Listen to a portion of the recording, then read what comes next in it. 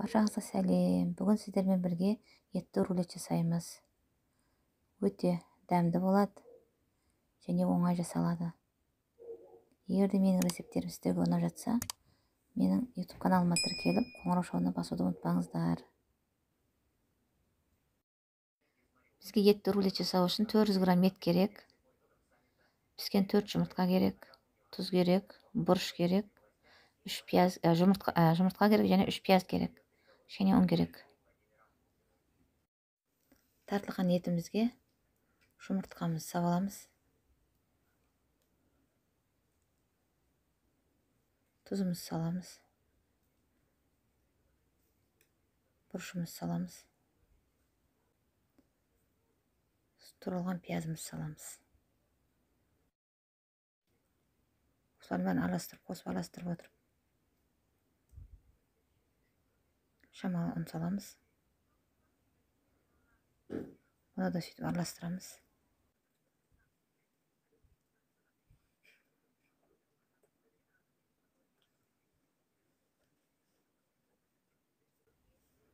Араластырған етіміздің ішіне піскен жұмыртқамызды салып, кейін пешіміздің табасына салып ораймыз.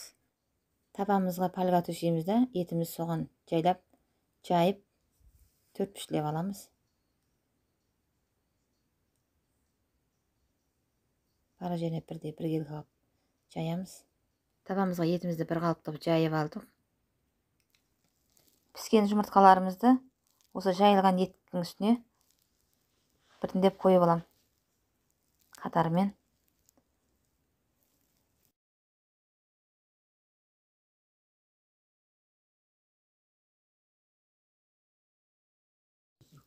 Төртеуінде қойып алдым, қатар-қатар қылып. Енді осыны ораймыз.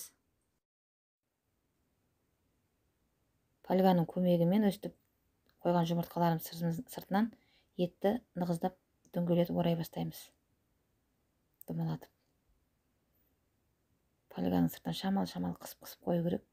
Сонда ет нығыздалып дөңгелене бастайды. Осылай. Жайлап домалақ қылуға болады.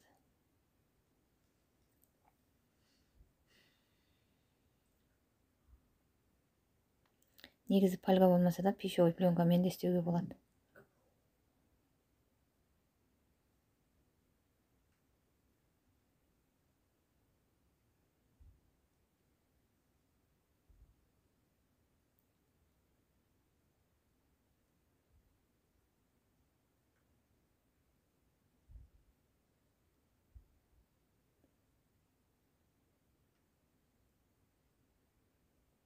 Енді екінші жағын өзіне қарай қайырып жабамын қазір.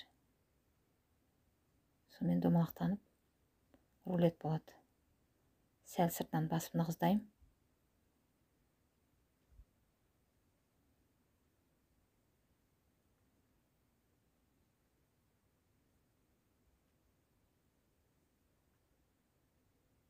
Рулетімізді өстіп пальгаға мықтап орап аламыз да, нығыздап екі шетін жақсылап бекітеміз. Ішінде сөл ішіп кетпеу керек. Пешке 200 градусқа 1 сағатқа салып аламыз. Міне рулетім пісті. Иісі деген керемет. Алып енді турасақ та болады, турап көрсетемін қазір. Міне рулетімді кесіп жатырмын.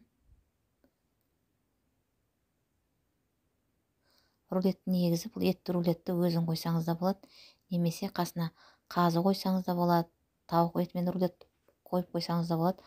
Қонақтарыңыз өте риза болатын дәмді ас. Достар, егер де менің рулетім рецепті ұнаған болса, менің каналыма тіркеліп коммент жазыңыздар.